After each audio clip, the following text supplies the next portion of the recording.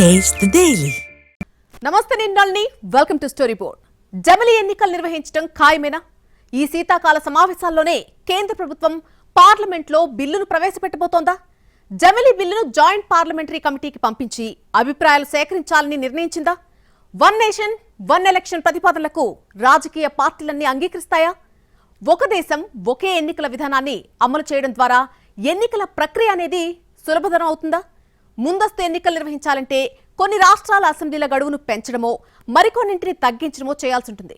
మరి దానికి ఆయా రాష్ట్రాలు అంగీకరిస్తాయా?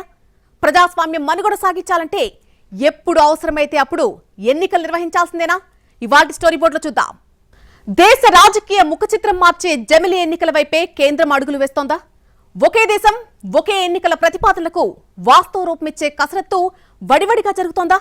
ఈ శీతాకాల పార్లమెంటు సమావేశాల్లోనే వన్ నేషన్ వన్ ఎలక్షన్ బిల్లును ప్రవేశపెట్టబోతున్నారా? ఈ బిల్లును జాయింట్ పార్లమెంటరీ కమిటీకి పంపబోతుందా? జమిలీ ఎన్నికల నిర్వహణకు కేంద్ర ప్రభుత్వం కసరత్తు వేగవంతం చేసింది. ప్రస్తుత పార్లమెంట్ శీతాకాల సమావేశాల్లోనే బిల్లును ప్రవేశపెట్టేందుకు వడివడిగా అడుగులు వేస్తోంది. పార్లమెంట్లో బిల్లును ప్రవేశపెట్టిన తర్వాత జాయింట్ పార్లమెంటరీ కమిటీకి సిఫార్సు చేసే అవకాశం ఉంది. ముందస్తు ఎన్నికలపై భిన్న అభిప్రాయాలు వ్యక్తమవుతున్న వేళ ఏకాభిప్రాయం సాధించేందుకు ప్రభుత్వం ప్రయత్నిస్తున్నట్లు తెలుస్తోంది. విస్తృత సంప్రదింపుల కోసం జాయింట్ పార్లమెంటరీ కమిటీకి ఈ బిల్లును సిఫార్సు చేయాలని ప్రభుత్వం యోచిస్తున్నట్లు తెలుస్తోంది. అన్ని రాజకీయ పార్టీల ప్రతినిధులతో జేపీసీ సంప్రదింపులు జరపడంతో పాటు అన్ని భాగస్వామ్య పక్షాలకు అవకాశం కల్పించాలని కేంద్రం భావిస్తోంది. ఈ సమావేశాల్లో కుదరకపోతే వచ్చే పార్లమెంట్ సమావేశాల్లోనే ఖచ్చితంగా ప్రవేశపెట్టాలని కేంద్ర ప్రభుత్వం భావిస్తోంది. సెప్టెంబర్లో జరిగిన కేబినెట్ సమావేశంలో ఒకే దేశం ఒకే ఎన్నిక ప్రతిపాదనకు ఆమోదం తెలిపింది. జమిలీ ఎన్నికలపై రాష్ట్రపతి రామ్నాథ్ కోవింద్ నేతృత్వంలో సమర్పించిన నివేదికకు గ్రీన్ సిగ్నల్ ఇచ్చింది. దేశంలోని పలు రాజకీయ పార్టీలు జమిలీ ఎన్నికలకు మద్దతిచ్చినట్లు కేంద్రం చెప్పింది. ముందస్తు ఎన్నికలకు సంబంధించిన బిల్లును పార్లమెంట్ శీతాకాల సమావేశాల్లోనే ప్రవేశపెట్టే అవకాశం ఉన్నట్లు తెలుస్తోంది. ఈ సమావేశాల్లోనే వన్ నేషన్ వన్ ఎలక్షన్ బిల్లును ఆమోదింపచేసేలా బీజేపీ పావులు కదుపుతోంది. బిల్లును ఉభయ సభల్లో పాస్ అయ్యేలా ఎన్డీఏ మిత్రపక్షాలతో పాటు ఇతర రాజకీయ పార్టీలతోనూ ఇప్పటికే సంప్రదింపులు జరుపుతున్నట్లు తెలుస్తోంది. దేశమంతా జమిలీ టాక్ నడుస్తోంది. పార్టీలు, ప్రభుత్వాలు జనంలోనూ ముందస్తు ఉంటుందా ఉండదా, ఉంటే ఎప్పుడుంటుంది, అది ఏ రూపంలో ఉంటుంది, కాలపరిమితి ముగియని అసెంబ్లీలను ఏం చేస్తారు, కాలపరిమితి ముందే ముగిసిపోయిన అసెంబ్లీలను ఏం చేస్తారు, జమిలీని ఎలా అమల్లోకి తేగలుగుతారు అన్న చర్చ ప్రతి చోట జరుగుతోంది. 2027లో జమిలీ ఎన్నికలు జరగొచ్చని సూచన ప్రాయంగా తెలుస్తోంది. 2027లో ఉత్తరప్రదేశ్ అసెంబ్లీ ఎన్నికలున్నాయి. ఆ ఎన్నికలతోనే జమిలీ జరగొచ్చని ఓ అంచనా. 2027లో జమిలీ జరిగితే తెలంగాణకు ఏడాది ముందు, ఆంధ్రకు 2 ఏళ్ల ముందు అసెంబ్లీ ఎన్నికలు రానున్నాయి. ఓవరాల్ గా లోక్సభకు 2 ఏళ్ల ముందే ఎన్నికలొస్తాయి. మోడీ సర్కార్ వీటన్నింటినీ ఎలా స్ట్రీమ్ లైన్ చేయగలుగుతుంది, ఏ విధంగా అమల్లోకి తీసుకురాగలుగుతుంది అన్నది అందరిలో ఆసక్తి రేపుతోంది. మహారాష్ట్ర, జార్ఖండ్ ప్రభుత్వాలు కొత్తగా ఏర్పాటయ్యాయి. అంతకుముందు హర్యానా ఎన్నికలు జరిగాయి. మరి ఆ అసెంబ్లీలను ఎలా అడ్రస్ చేస్తారు? 3 ఏళ్లకే ఆ అసెంబ్లీల కాల పరిమితిని ముగిస్తారా? వాటిని ఎలా పరిష్కరిస్తారు అన్నది కేంద్రం ముందున్న అతిపెద్ద ఛాలెంజ్. అయితే మొదట జమిలీ బిల్లును పార్లమెంట్లో ఆమోదింపజేసి ఆ తర్వాత మిగిలిన కసరత్తు ప్రారంభించొచ్చన్న అంచనాలు ఉన్నాయి. దేశంలో దాదాపు సగం రాష్ట్రాల అసెంబ్లీలకు కాలపరిమితి సమస్య ఎదురుకానుంది. కొన్నింటికి ముందు, మరికొన్నింటికి తర్వాత. వీటన్నింటినీ సరిచేసుకుంటూ రావడం కేంద్రానికి సవాల్గా మారనుంది. జమిలీ ఎన్నికల్లో బీజేపీ ఖచ్చితంగా మోడీ బొమ్మ పెట్టుకుని జనాన్ని ఓటడగాలి. దానివల్ల పార్లమెంట్ అసెంబ్లీ ఎన్నికల్లో కలిసి రావచ్చు అనేది ఆ పార్టీ ఆశ. మోడీ ప్రభావం, ఆయన చరిష్మాతో జమిలీ ఎన్నికల్లో రాష్ట్రాల్లోనూ బీజేపీకి కలిసొస్తుందని రాజకీయ వ్యూహంలో ఉంది బీజేపీ. జనం ఒకేసారి 2 ఓట్లు వేయాల్సింటుంది. రాష్ట్రాల్లో ఎమ్మెల్యేకి, కేంద్రంలో ఎంపీకి 2 ఓట్లు వేసే క్రమంలో ఓటరు వ్యూహాత్మకంగా అటొకోటు ఇటొక ఓటు వేయలేడు. మోడీ చరిష్మాతో 2 ఓట్లు బీజేపీకే జనం వేస్తారని ఆ పార్టీ నేతలు భావిస్తున్నారు. రాజకీయంగా జమిలీ వల్ల బీజేపీకి జరిగే మేలు ఇదే. అయితే ఈ అంచనాలు బీజేపీ అనుకున్నట్టే జరగాలని ఏం లేదు. జమిలీలో మరో రిస్క్ కూడా ఉంది. బీజేపీ అధినాయకత్వం మీద మోడీ పైన జనంలో వ్యతిరేకతుంటే 2 చోట్ల దెబ్బతినే ప్రమాదం కూడా లేకపోలేదు. జమిలీ వల్ల రాజకీయంగా ఎంత లాభం ఉంటుందని అంచనా వేస్తున్నారో అంతే స్థాయిలో నష్టం ఉంటుందని కూడా ఆలోచించాల్సిందే. కాకపోతే దేశంలో ఇవాళ మోడీకి ఉన్న చరిష్మా, ఫేస్ వాల్యూ బట్టి చూస్తే బీజేపీకి కొంత అడ్వాంటేజ్ అయ్యే అవకాశం ఉంది. రాజకీయ ఆమోదం సాధించడం ఒకెత్తైతే సాంకేతికంగా సగానికి పైగా రాష్ట్రాల అసెంబ్లీల కాల పరిమితుల్ని సరిచేయాల్సి ఉంటుంది. జమిలీ ఎన్నికలతో రాజకీయ ప్రయోజనాలు ఎలా ఉన్నా ఎన్నికల వ్యవస్థను చక్కదిద్దాలని దృఢ సంకల్పంతో కేంద్రంలోని మోడీ సర్కారుంది. అదే ఆలోచనతో ముందుకు వెళ్తే మరో 3 ఏళ్లలోనే జమిలీ ఎన్నికలు తప్పకపోవచ్చు. జమిలీ ఎన్నికలొస్తే కేంద్రంలో అధికార పార్టీనే రాష్ట్రాల్లోనూ పట్టు సాధిస్తుందన్న వాదనలు బలంగా ఉన్నాయి. వాటికి పరిష్కారం చూపిస్తారా? అది జరగకుండా జమిలీ సాధ్యమేనా? ఈ నవంబర్ 26తో భారత రాజ్యాంగానికి వజ్రోత్సవాలు ప్రారంభం కానున్నాయి. ఆ ముందు లేదా వెనుకనే జమిలీ బిల్లు రావొచ్చని కొందరి అంచనా. ప్రస్తుతం కేంద్రంలోని ఎన్డీఏ ప్రభుత్వమే పూర్తి ఆధిక్యంతో లేదు. ఈ పరిస్థితుల్లో బిల్లులు తెస్తే ఎలా నెగ్గించుకోగలరన్నది ఆసక్తికరంగా మారింది. బీజేపీ మిత్రపక్షాలన్నీ అయినా దీనిపై ఏకాభిప్రాయంతోనే ఉన్నాయా అన్నది తెలియాల్సిందే. జమిలీ అంటే పార్లమెంట్తో పాటు అన్ని రాష్ట్ర అసెంబ్లీలకు ఒకేసారి ఎన్నికలు నిర్వహించాల్సి ఉంటుంది. ఇదేమీ దేశానికి కొత్త కాదు. 1951 నుంచి 1967 వరకు దేశవ్యాప్తంగా జమిలీ ఎన్నికలు జరిగాయి. తర్వాత వివిధ రాష్ట్రాల్లో ప్రభుత్వాలు కూలిపోవడంతో మధ్యంతర ఎన్నికలొచ్చి జమిలీ మాయమైపోయింది. దీంతో ఆయా రాష్ట్రాల అసెంబ్లీ ఎన్నికల గడువులు మారిపోయాయి.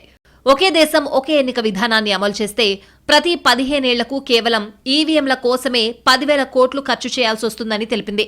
మరోవైపు సుదీర్ఘ ఎన్నికల ప్రక్రియ కూడా ఖర్చు పెరగడానికి కారణమవుతుందనే వాదన వినిపిస్తోంది. దేశంలో సార్వత్రిక ఎన్నికలు 4 నెలల పాటు జరిగాయి. 1962 నుంచి 1989 మధ్య 4 నుంచి 10 రోజుల్లోనే ఎన్నికలు ముగిశాయి. 1980లో అయితే కేవలం 4 రోజుల్లోనే ఎన్నికలు పూర్తయ్యాయి. 2004లో 21 రోజులు, 2009లో 30 రోజులు, 2014లో 36 రోజులు, 2019లో 39 రోజుల పాటు ఎన్నికలు జరిగాయి. 2024 సార్వత్రిక ఎన్నికలు 44 రోజుల పాటు జరిగాయి. మనది ప్రపంచంలోనే అతిపెద్ద ప్రజాస్వామ్యం. 100 కోట్ల మంది ఓటర్లు 5 ఏళ్లకోసారి ఎన్నికల్లో పాల్గొనే క్రతువును ప్రపంచమంతా ఆశ్చర్యంగా అబ్బురంతో చూస్తోంది. వివిధ భాషలు, మతాలు, ప్రాంతాలు, వివిధ భౌగోళిక పరిస్థితులు ఉన్న దేశంలో ఎన్నో కష్ట నష్టాలకు ఓర్చి ఎన్నికల సంఘం అత్యంత నిష్ఠగా ఎన్నికలు నిర్వహిస్తోంది. అదే సమయంలో అత్యంత ఖరీదైన ఎన్నికలుగా కూడా మన ఎన్నికలకు పేరొచ్చేసింది. అసెంబ్లీ, పార్లమెంట్ ఎలక్షన్స్ అనే తేడా లేకుండా అన్నీ ఖరీదైపోయాయి. జమిలీ ఎన్నికలు జరిపితే ఖర్చు తగ్గుతోందనే వాదన తెరపైకొచ్చింది. కానీ ఈ జమిలీ లెక్కలు కూడా ఇటీవలే బయటకొచ్చాయి. ఇవి కూడా అంత తక్కువగా ఇవి లేవని తేలిపోయింది. పార్లమెంట్లో సాధారణ బిల్లుల ఆమోదమే కుదరడం లేదు. ఇక రాజ్యాంగ సవరణలు ఎలా కుదురుతాయి అనేది ఇక్కడ చిక్కు ప్రశ్న. అన్నీ తెలిసే కేంద్రం బిల్లు పెట్టే ఆలోచన చేస్తోందంటే ఏదో వ్యూహం ఉండొచ్చనే వాదన ఉంది. జమిలీ బిల్లు పాస్ కావడం కంటే దేశవ్యాప్తంగా చర్చ జరగాలి అనేటువంటి ఉద్దేశం కనిపిస్తోంది. నరేంద్ర మోడీ 3వ విడత పాలనకు 200 రోజులు పూర్తవుతున్న సమయంలో మరోసారి జమిలీ అంశం తెరపైకి రావడం వ్యూహాత్మకమే అనే చర్చ నడుస్తోంది. మహారాష్ట్ర, హర్యానా ఎన్నికలు ఇచ్చిన కిక్తో ఈ పార్లమెంట్ సమావేశాల్లోనే జమిలీ ఎన్నికల బిల్లును ప్రవేశపెట్టేందుకు వేగంగా అడుగులు వేస్తోంది. బీజేపీ శ్రేణుల్లో జోష్ నింపడంతో పాటు రాజకీయంగా తమకు తిరుగు లేదనే సంకేతమివ్వడమే మోడీ ఉద్దేశంగా అనుమానిస్తున్నారు. ఇటీవల జరిగిన అసెంబ్లీ ఎన్నికల్లో మహారాష్ట్ర, హర్యానాలో బీజేపీ, జార్ఖండ్ కాంగ్రెస్ కూటమి విజయం సాధించాయి. మహారాష్ట్రలో బంపర్ మెజారిటీ సాధించడంతో కేంద్ర ప్రభుత్వంతో పాటు బీజేపీ శ్రేణులు జోష్లో ఉన్నాయి. అందుకే తమ అజెండాలోని అంశాన్ని బలంగా జనం ముందు పెట్టడం ద్వారా కేంద్రంలో స్థిరత్వానికి ఢోకా లేదనే సంకేతాలివ్వడం కూడా లక్ష్యంగా కనిపిస్తోంది. మిత్రుల బలంతో సర్కార్ నడుపుతున్న మోడీ బలహీనంగా ఉన్నారని ప్రతిపక్షాలు ఆరోపిస్తున్నాయి. అయితే ఆ ఆరోపణలు తప్పని రుజువు చేస్తామని బీజేపీ ధీమాగా ఉంది. ఎన్నికలలో నల్లధనం పెద్ద ఎత్తున ఉపయోగిస్తున్నారు. ఒకేసారి ఎన్నికలు జరిగితే అది గణనీయంగా తగ్గుతుందనే వాదన కూడా ఉంది. నిజానికి ఎన్నికల నిధులే పార్టీలకు అతిపెద్ద భారం. ఇలాంటి పరిస్థితుల్లో చిన్న పార్టీలు లాభపడతాయి. ఎందుకంటే అవి అసెంబ్లీకి, లోక్సభకు వేర్వేరుగా ప్రచారం చేయాల్సిన అవసరం ఉండదనే అంశం కూడా తెరపైకొచ్చింది. అయితే ఏకకాలంలో ఎన్నికలు నిర్వహించడం వల్ల అంతిమంగా బీజేపీ, కాంగ్రెస్ వంటి పెద్ద జాతీయ పార్టీలకే ఎక్కువ లాభం చేకూరుతుందని మరికొంతమంది వాదిస్తున్నారు. చిన్న పార్టీలకు అనేక రాష్ట్రాల్లో ఒకేసారి అసెంబ్లీ, లోక్సభ ఎన్నికల ప్రచారాన్ని నిర్వహించడం కష్టం కావచ్చంటున్నారు. వాస్తవానికి మన దేశంలో జమిలీ ఎన్నికల నిర్వహణ కొత్త ఏమీ కాదు. 1951-52లో తొలి సార్వత్రిక ఎన్నికలు, రాష్ట్రాల అసెంబ్లీలకు ఎన్నికలు ఏకకాలంలోనే జరిగాయి. 1953-54 మధ్య పంజాబ్లో రాష్ట్రపతి పాలన సాగింది. మరోవైపు ట్రావెన్కోర్, కొచ్చిన్ ఉన్న ప్రాంతం 1956 నవంబర్ 1న కేరళ రాష్ట్రంగా ఆవిర్భవించింది. అక్కడ కూడా రాష్ట్రపతి పాలన విధించారు. 1967 సార్వత్రిక ఎన్నికలతో పాటు కేరళ అసెంబ్లీ ఎన్నికలు జరిగాయి. ఆ ఎన్నికల్లో దేశంలోనే తొలిసారి కమ్యూనిస్టు పార్టీ నాయకత్వంలో ప్రభుత్వం అధికారంలోకి వచ్చింది. కమ్యూనిస్టు యోధుడు ఈఎంఎస్ నంబూద్రిపాద్ ముఖ్యమంత్రి అయ్యారు. 1959లో కేంద్రంలోని అప్పటి జవహర్లాల్ నెహ్రూ ప్రభుత్వం 356 అధికరణను ఉపయోగించి కేరళలోని కమ్యూనిస్టు ప్రభుత్వాన్ని మొగ్గలోనే తుంచేసింది. ఆ మరుసటి ఏడాదే అక్కడ మధ్యంతర ఎన్నికలొచ్చాయి. 1962లో మూడో సార్వత్రిక ఎన్నికలు జరిగాయి. అంతకు ముందు ఏడాది 1961లో ఒరిస్సాలోని ప్రభుత్వం కుప్పకూలి అక్కడ అసెంబ్లీకి మధ్యంతర ఎన్నికలొచ్చాయి. అయితే ప్రస్తుతం ఒరిస్సా అసెంబ్లీ ఎన్నికలు లోక్సభ ఎన్నికలతో పాటే జరుగుతున్నాయి. 1951, 57, 62, 67 మొదటి 4 లోక్సభ ఎన్నికలు ఏకకాలంలోనే జరిగాయి. మొదటి 3 లోక్సభ అసెంబ్లీలు 5 ఏళ్ల పాటు పూర్తికాలం పాలన సాగించాయి. 1967 తర్వాత తరచూ రాష్ట్రాల్లో ప్రభుత్వాలు పడిపోవడం, ఎన్నికలు రావడం ఒక ధోరణిగా మారింది. 1968లో కొన్ని రాష్ట్రాల అసెంబ్లీలు, 1969లో మరికొన్ని రాష్ట్రాల అసెంబ్లీలు అర్ధాంతరంగా రద్దు కావడంతో అవి లోక్సభ ఎన్నికలతో సంబంధం లేకుండా జరిగాయి. 1969లో కాంగ్రెస్లో చీలిక వల్ల దేశంలో అనేక రాష్ట్రాల్లో కాంగ్రెస్ ప్రభుత్వాలు పడిపోయాయి. 1970లో నాటి ప్రధానమంత్రి ఇందిరాగాంధీ లోక్సభను రద్దు చేయడంతో మధ్యంతర ఎన్నికలొచ్చాయి. 1971లో లోక్సభకు ఎన్నికలు జరగడంతో లోక్సభ, రాష్ట్ర అసెంబ్లీ ఎన్నికలు పూర్తిగా వేరైపోయాయి. 1975లో ఇందిరాగాంధీ 352 అధికరణను ప్రయోగించి ఎమర్జెన్సీ విధించి లోక్సభ గడువును ఏడాది పొడిగించారు. 1977లో అప్పటి వరకు అధికారంలో ఉన్న కాంగ్రెస్ పార్టీని ఓడించి జనతా పార్టీ నేతృత్వంలోని మొరార్జీ దేశాయ్ ప్రధానమంత్రిగా తొలి కాంగ్రెసేతర ప్రభుత్వం ఏర్పడింది. ఆ ప్రభుత్వం కూడా మధ్యలోనే కూలిపోయింది. మొరార్జీ దేశాయ్, విపి సింగ్, హెచ్డి దేవగౌడ ప్రభుత్వాలు పూర్తికాలం పరిపాలన సాగకుండానే మధ్యలోనే కూలిపోయాయి. దేశంలో 28 రాష్ట్రాలు, 8 కేంద్రపాలిత ప్రాంతాలుండగా ప్రస్తుతం లోక్సభ ఎన్నికలతోనే ఆంధ్రప్రదేశ్, ఒరిస్సా, అరుణాచల్ ప్రదేశ్, సిక్కిం రాష్ట్రాల అసెంబ్లీలకు కూడా ఎన్నికలు జరుగుతున్నాయి. గతంలో తెలంగాణ ఏర్పడిన తర్వాత మొదటి అసెంబ్లీ ఎన్నికలు కూడా 2014 లోక్సభ ఎన్నికలతోనే జరిగాయి. అయితే కేసీఆర్ 2018లో అసెంబ్లీని రద్దు చేసి ముందస్తు ఎన్నికలకు వెళ్లారు. దీంతో తెలంగాణ అసెంబ్లీ ఎన్నికలు లోక్సభ ఎన్నికలకు ముందే జరుగుతున్నాయి. 2027లో ముందస్తు ఎన్నికలు జరిగితే ఆంధ్రప్రదేశ్ ప్రభుత్వం 3 ఏళ్లలో, తెలంగాణలోని కాంగ్రెస్ సర్కార్ పదవీకాలం 4 ఏళ్లలోనే ముగియనుంది. ఒకవేళ 2029లో వన్ నేషన్ వన్ ఎలక్షన్ జరిగితే ప్రస్తుతం ఉన్న ఏపీ సర్కార్కు ఎలాంటి డోకా ఉండదు. అయితే తెలంగాణలో ప్రభుత్వాన్ని ఏడాది పాటు పొడిగిస్తారా అన్నది ఆసక్తికరంగా మారింది.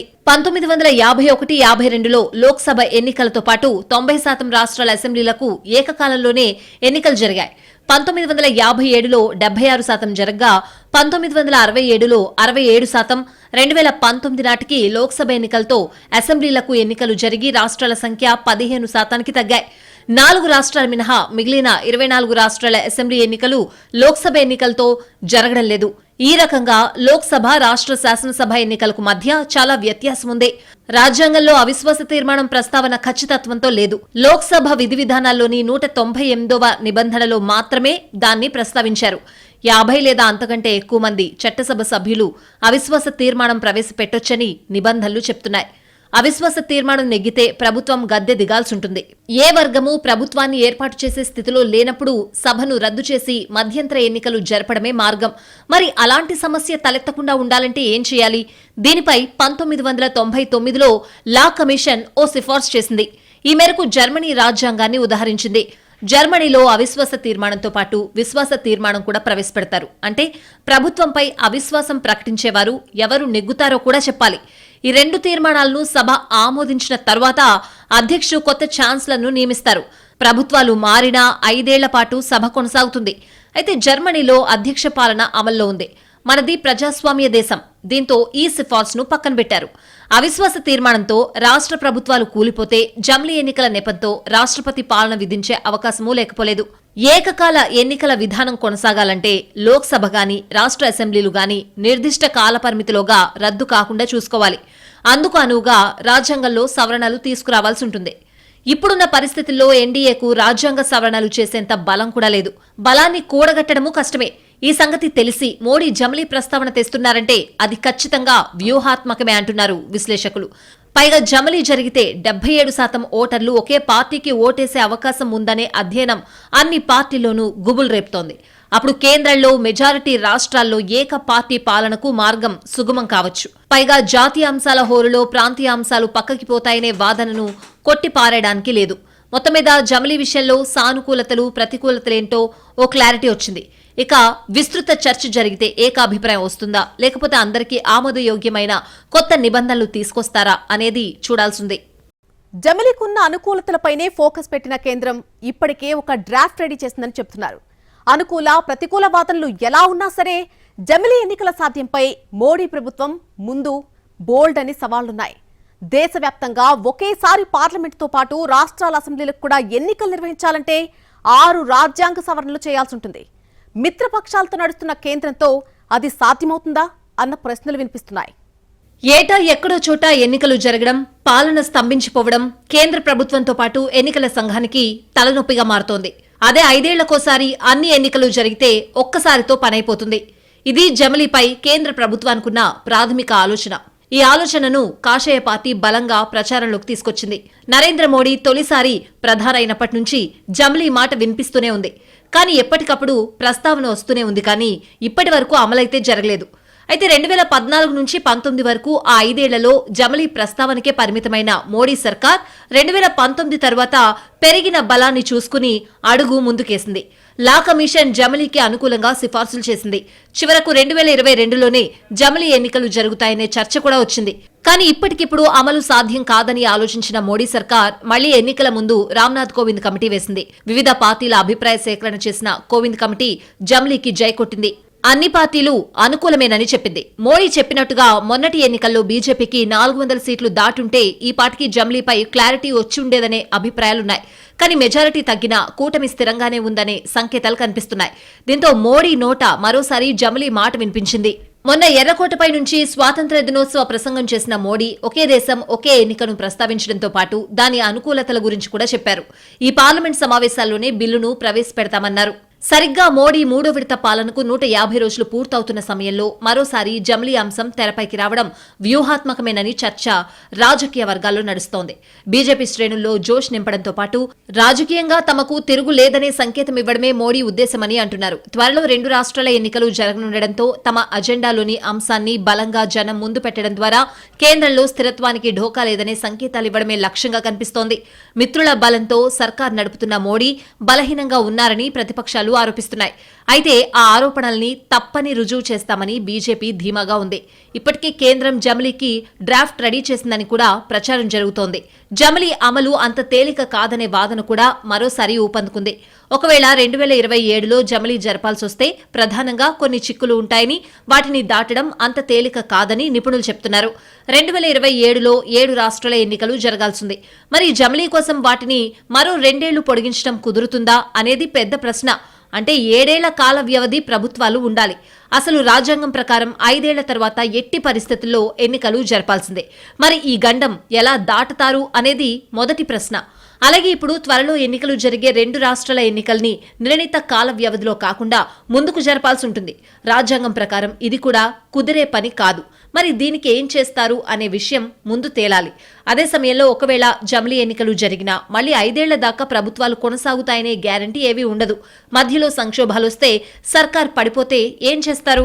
మధ్యంతర ఎన్నికలనే కాన్సెప్టే ఎత్తేస్తారా అనేది మరో ప్రశ్న. ఇలా చాలా ప్రశ్నలకు జవాబులు ఇవ్వాల్సిందని జమిలీ వ్యతిరేకులు చెప్తున్నారు. అసలిప్పుడు మోడీ సర్కారున్న స్థితిలో రాజ్యాంగ సవరణ అంత తేలిక కాదనే చర్చ ఎలాగూ ఉంది. వక్ఫ్ బిల్లును జేపీసీకి పంపి మరికొన్ని సాధారణ బిల్లుల విషయంలోనూ ఆచితూచి వ్యవహరిస్తున్న ఎన్డీఏ సర్కార్ రాజ్యాంగ సవరణకు కావలసిన 2/3వ వంతు మెజారిటీ సాధ్యమేనా అనేది చూడాలి. ఇక రాజ్యసభలో అయితే అది ఇంకా కష్టమవుతుంది. బీజేపీ ఎంత ధీమాగా ఉన్నా మోడీ ఎర్రకోటపై నుంచి చెప్పిన జమిలీ అమలు అంత వీజీ కాదనే అంటున్నాయి రాజకీయ వర్గాలు. కానీ కాషాయ పార్టీ దగ్గర ఏదో ప్లాన్ ఉండొచ్చనే వాదనను కొట్టిపారేసే పరిస్థితి కూడా లేదు. ఇప్పటికే కోవింద్ కమిటీ పార్టీల అభిప్రాయాలు సేకరించింది. జమిలీ ఎలా జరపాలో కూడా సూచించింది. మొదట పార్లమెంట్, అసెంబ్లీ ఎన్నికలు జరిపి 100 రోజుల తేడాతో మున్సిపల్, పంచాయతీ ఎన్నికలు జరపాలని చెప్పింది. మరి కేంద్రం ఈ ప్రకారమే డ్రాఫ్ట్ తయారు చేసిందా, ఇంకేమైనా కొత్త అంశాలు జోడించిందా అనేది తేలాలి. దేశంలో వివిధ ఎన్నికల నిర్వహణ తీరుతెన్నులు, మార్గదర్శకాలను ఉద్దేశించి 1951 ప్రజా ప్రాతినిధ్య చట్టానికి సవరణలు చేయాల్సుంటుంది. దీంతో పాటు పలు కీలక రాజ్యాంగ సవరణలకు పార్లమెంట్ ఆమోద ముద్ర వేయాల్సుంటుంది. ప్రధానంగా 6 రాజ్యాంగ సవరణలు చేయాల్సుంటుంది. లోక్సభ, రాజ్యసభల కాల పరిమితికి సంబంధించిన ఆర్టికల్ 83ని సవరించాల్సుంటుంది. రాష్ట్రాల అసెంబ్లీలకు 5 ఏళ్ల గడువును నిర్దేశించే ఆర్టికల్ 172(1)ని సవరించాలి. అత్యయిక పరిస్థితుల సమయంలో సభాకాల పరిమితిని ఏడాదికి మించకుండా పార్లమెంట్ చట్టం ద్వారా వీలు కల్పించే ఆర్టికల్ 83(2) సవరించాల్సుంటుంది. రాష్ట్రపతికి లోక్సభ రద్దు చేసే అధికారాలిచ్చే ఆర్టికల్ 85(2)(b)ని సవరించాలి. అదేవిధంగా రాష్ట్రాల అసెంబ్లీల రద్దు అధికారం గవర్నర్కు దఖలు పరిచే ఆర్టికల్ 174 2(b)కి సవరణలు చేయాలి. రాష్ట్రాల్లో రాష్ట్రపతి పాలనకు వీలు కల్పించే ఆర్టికల్ 356ని సవరించాల్సి ఉంటుంది. ఎన్నికల కమిషన్ కు సంబంధించిన ఆర్టికల్ 324ను సవరించాలి.